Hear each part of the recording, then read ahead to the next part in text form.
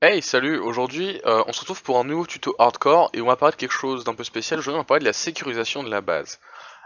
Puisqu'en hardcore on va chercher systématiquement ou quasi systématiquement à tout sécuriser en fait. Alors faut savoir qu'il y a plusieurs étapes généralement dans un monde Minecraft solo. Plusieurs étapes qui vont finalement définir votre progression. J'avais parlé brièvement dans la dernière vidéo qui était la première vidéo sur cette série de la première étape, qui est l'étape en fait de trouver une plaine. Lorsque vous débutez, lorsque vous faites votre minage, etc., il y a un moment, il va falloir que vous trouviez une plaine.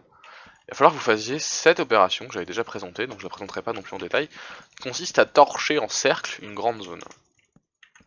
Cette opération vous permet en fait de vivre sans toit, sans aucune protection, parce qu'en fait les mobs ne spawneront juste pas.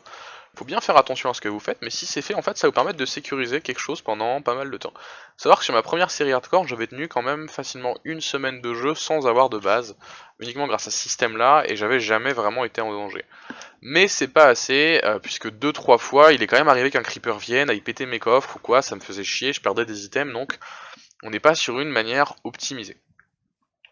De là, en fait, on a plusieurs solutions qui vont se présenter.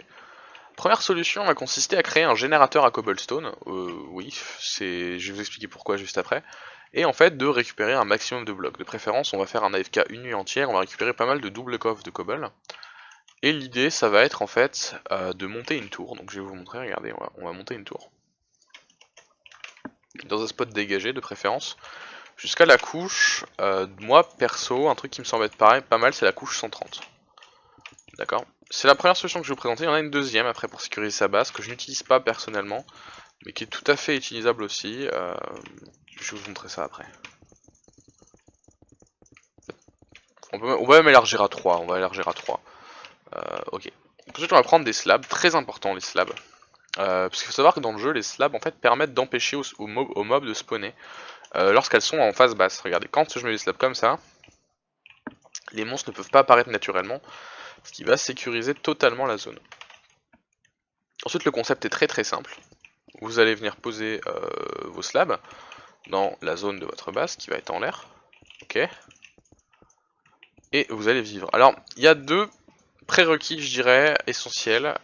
C'est d'avoir déjà des elytras, une paire d'elytras fonctionnels, avec des fireworks, donc une farm à mob minimum. Donc il vous faut des fireworks et des elytras. Et je dirais que le second prérequis, c'est de faire des douves dans le sol pour être quand même capable, au cas où vous tombiez, de vous rattraper. Donc je dirais qu'il faut faire des douves, il faut creuser des douves avec de l'eau pour safe les dégâts de chute. Mais si vous faites ça, en fait, les dégâts de chute ne seront pas un danger. Et techniquement ici vous êtes le plus safe possible puisque les mobs ne peuvent pas spawn. Alors là vous allez me dire, il y a quelque chose qui va poser problème en fait, c'est lorsqu'on veut utiliser des blocs pleins. En effet, vous allez avoir des problèmes avec les blocs pleins, puisque vous n'êtes pas au même niveau que. Regardez, je vais vous montrer par exemple, si vous voulez poser une table de craft, vous allez voir ce que ça donne. C'est très chiant, regardez. Hop, si je prends une crafting table, que je la pose par exemple, ah bam, ça fait ça, c'est pas joli. Il y a une astuce toute conne qui permet de régler le problème qui consiste à faire ceci. Voilà, tout simplement. Ici on est toujours sur des slabs donc ça ne peut pas spawn et au final c'est à votre hauteur. Donc cette astuce vous permet de faire ceci, de poser les blocs. On a par exemple aussi l'astuce des coffres que j'utilise dans ma survie sur ma survie hardcore qui consiste à faire tout simplement ceci par exemple. D'accord, vous allez caler vos coffres et ensuite après vos coffres vous allez caler des slabs. Et vous voyez que ça s'ouvre quand même.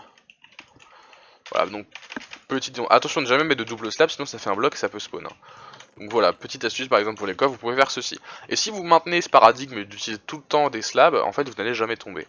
Alors, si je peux vous donner une dernière petite astuce par exemple, c'est qu'à un certain moment vous allez vouloir agrandir évidemment et faire des sortes de ponts, ok. Vous allez vouloir en fait créer des passages vers une deuxième île finalement. Une bonne astuce qui vous permet de sécuriser votre pont, ça va être de faire ce que je suis en train de faire là, regardez. D'accord, à cette hauteur précise, oups, je me suis trompé je crois. Yep, je me suis trompé. C'est pas à cette hauteur précise, pardon, c'est à cette hauteur là, celle-là, vous mettez des slabs. Puisque ça va avoir pour effet en fait de ne pas spawner, en même temps de vous permettre de pas trop se casser la gueule. Si vous n'avez pas l'auto-jump d'activer évidemment, mais bon personne joue avec l'auto-jump, vous voyez que ça crée un espèce de pont et vous pouvez sécuriser toute votre base comme ça en fait sur les côtés, c'est tout à fait faisable. Donc ça vous permet de maintenir une salle des coffres, de maintenir une certaine sécurité au cas où vous tomberiez. En même temps vous avez les douves en bas, les elytras, donc au final vous êtes très très safe, et surtout vous êtes safe de n'importe quel meurtre de monstre. Alors, pour monter, comment est-ce qu'on monte? Il y a plusieurs écoles. que je vais vous présenter. Il y a évidemment l'école casse-cou qui consiste à prendre des fireworks et juste à se projeter. En gros, vous faites ça, hein, je vais vous montrer. C'est quelque chose que je fais moi perso dans ma survie en live. D'ailleurs, n'hésitez pas à aller me checker sur Twitch. C'est cool, on s'amuse bien.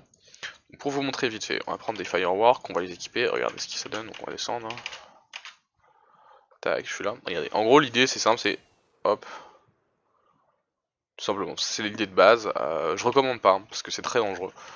La seconde astuce consisterait à faire un passage, éventuellement ici par exemple, et de faire tout simplement ceci. On va se mettre au bon spot. On est au bon spot? J'aurais dû noter les coordonnées. Est-ce qu'on est au bon spot? À vérifier vite fait. Attendez. Là on est au bon spot. Ok, donc on va creuser en dessous de nous. Voilà, donc on va mettre un bloc. On va prendre de la soul sand. Ah, vous connaissez le principe. Vous faites une tour en verre, comme ceci. Tac, par exemple. Je vous montre vite fait sur très peu de hauteur, mais après, en fait, vous expandez le truc, hein, c'est pas très compliqué. Vous mettez des sources d'eau, donc vous pouvez aussi utiliser du kelp. Moi, en l'occurrence, j'utilise des sources d'eau. Parce que voilà, et ça vous fait un ascenseur. Voilà, vous voyez tout simplement. Après, pour descendre, vous utilisez soit un magma block, soit tout simplement vous sautez avec une douve, et ça fonctionne très bien. Et la troisième étape, c'est l'étape un peu des ingénieurs en redstone, enfin la troisième façon, pardon, qui consiste à utiliser un ascenseur à slime block par exemple. Ça fonctionne très très bien, c'est très très cool. Je vous montrerai pas comment faire, parce que ce serait une vidéo à part sur les ascenseurs à slime block, c'est un peu complexe. Mais c'est tout pour la première façon de faire. On se revoit pour la deuxième. Nous voilà dans un océan et on va voir un peu la deuxième façon de sécuriser une base. Donc je vais trouver un bon spot et je vais vous expliquer ce que je veux dire par océan. Donc on va pas faire une base underwater typique comme certains peuvent le faire, vous savez, avec de la glace et tout, bien que ce soit très joli.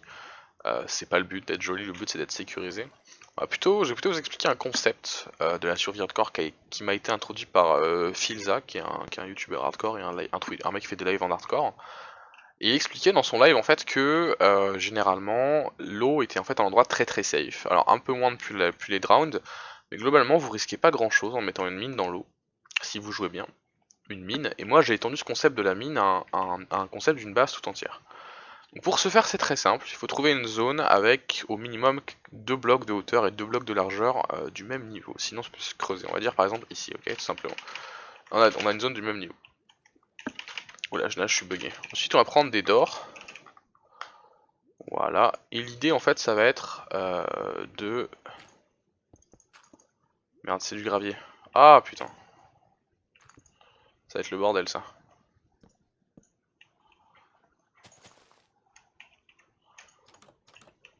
Voilà, l'idée ça va être de faire ceci. Tout simplement. Donc vous sécurisez avec des portes. Elles peuvent être ouvertes les portes, hein, c'est juste l'entrée de votre base. Alors le mieux c'est de mettre des torches, en l'occurrence je vais en mettre un petit peu. Par exemple, voilà. Et en gros l'idée ça va être de creuser ici, donc jusque là pas de soucis. Et là ici vous avez deux solutions qui s'offrent à vous en fait, encore une fois. 1, 2, 3, 4, 5, 6. Qu'importe, soit pas symétrique. Vous avez deux solutions qui s'offrent à vous. Moi je vais vous en proposer deux.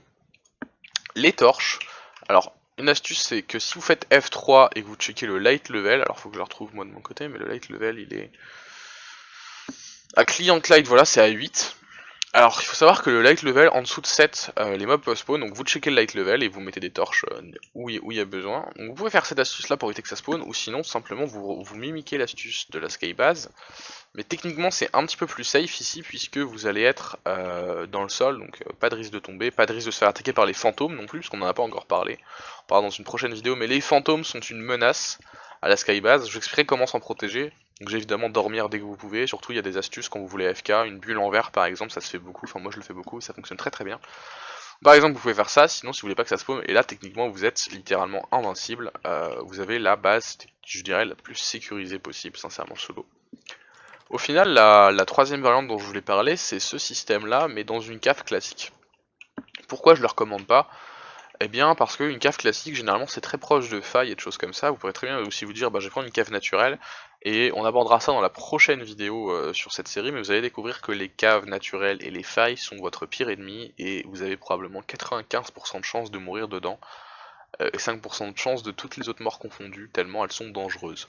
Donc je recommande pas. Si vous voulez faire un truc souterrain, faites-le sous l'océan, ou sinon faites une skybase, mais ne faites jamais dans une cave classique, vous allez clairement mourir. Donc j'espère que cette vidéo vous a plu, n'hésitez pas à me voir sur Twitch, n'hésitez pas à vous abonner, à bientôt, ciao tout le monde.